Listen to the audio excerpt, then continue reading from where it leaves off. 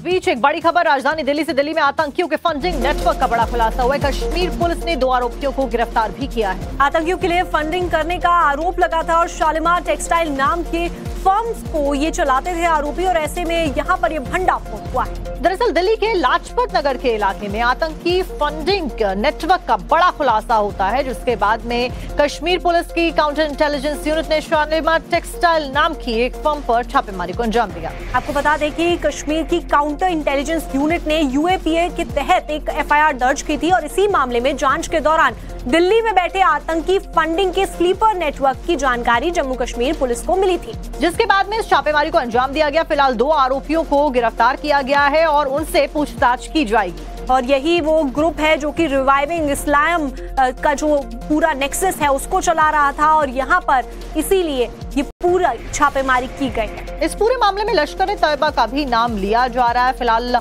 जो investigative agencies है वो एक्टिवली इस मामले को लेकर इन्वेस्टिगेट कर रही हैं। आगे क्या कुछ जांच पड़ताल में खुलासे होते हैं ये देखना महत्वपूर्ण होगा, क्योंकि कई और गिरफ्तारियां और कई और भंडाफोड़ इस मामले में आगे कड़ी में हो सकते हैं। पाकिस्तान का पूरा कनेक्शन भी इस पूरे ग्रुप के साथ में सामने आया है और इसीलिए सभी तारों को जोड़ा जा रहा है ताकि जो जो किरदार इस पूरी साजिश में शामिल हैं उन पर कार्रवाई की जा सके।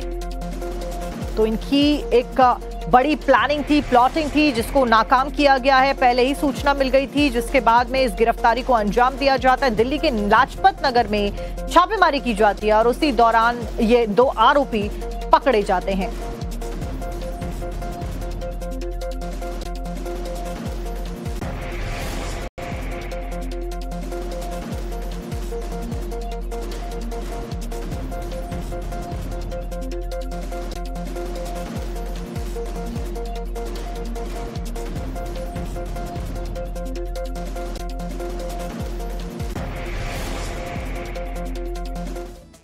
और अब आपको अगली खबर यूपी से बताते हैं। गजवाए हिंद वाली साजिश के खिलाफ में बड़ा एक्शन हुआ है। दरअसल यूपी एटीएस ने 3 संदिग्ध युवकों को से पूछताछ की। रिवाइविंग इस्लाम व्हाट्सएप ग्रुप से जुड़े होने के शक में पुलिस के द्वारा इन युवकों से पूछताछ की गई है। तो पाकिस्तान से ये पूरा समूह संचालित हो रहा था। रिवाइविंग इस्लाम ग्रुप की ये जानकारी सामने आ रही है। वहीं इस मामले में यूपी टू महाराष्ट्र से 2 आरोपियों की गिरफ्तारी हुई है। अलग अलग जगह छापेमारी की गई। अमरोहा से अजमल और ठाणे से यानी कि मुंबई के ठाणे से ओसामा मास गिरफ्तार किया गया है। दरअसल यूपी एटीएस ने पिछले दिनों पाकिस्तान साजिश का खुलासा करते हुए 2 आरोपियों को अमरोहा और महाराष्ट्र के ठाणे से गिरफ्तार किया था। गिरफ्तार आरोपियों से पूछताछ में पता चला कि उनका मकसद गजवाए हिंद के जरिए भारत में शरिया कानून लागू करना था।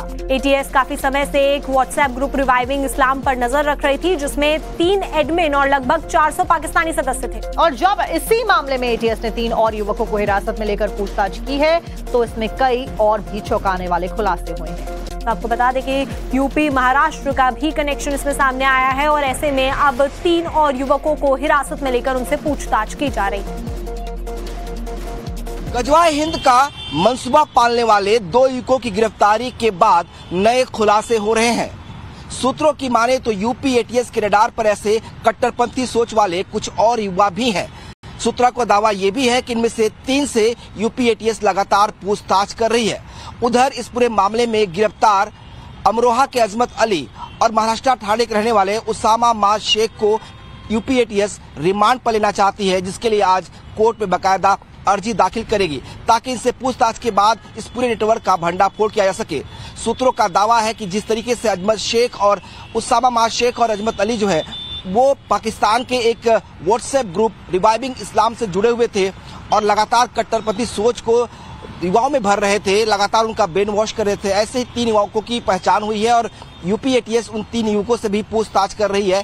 कहा यह जा रहा है कि इन लोगों का जो मकसद था वो यही था कि देश में जो लोकतांत्रिक तरीके से चुनी सरकार है उसको गिराकर यहाँ पर गजवाए हिंद और शरीयत का कानून लागू किया जाए। और ये लगातार जो पाकिस्तानी ग्रुप है उसमें संवाद कर रहे थे, उसमें मैसेजिंग कर रहे थे। उस मैसेजिंग के जरिए जो बाकी युवा थे उनको भी जोड़ने का मकसद इनका था। करीब 10,000 युवाओं को जोड़ने के एक सेना बनाने का जो मोटिव था वो इनको दिया गया था। इनके सूत्रों का तो दावा ये भी है कि इनको बकायदा ये कहा गया था कि ये जो डिस्ट्रक्टिव वेपन्स है, खासतौर पर AK-47 जैसे जो असलहे हैं उनका भी इंतजाम करे। हालांकि पूरा जो नेटवर्क है उसका खुलासा इन दोनों से पूछताछ के बाद ही होगा, लिहाजा पुलिस इन दोनों को रिमांड पर लेने की तैयारी भी कर रही है। कैमरा पर्सन विशाल वर्मा के साथ विनोद मिश्रा, टाइम्स ऑफ भारत, लखनऊ।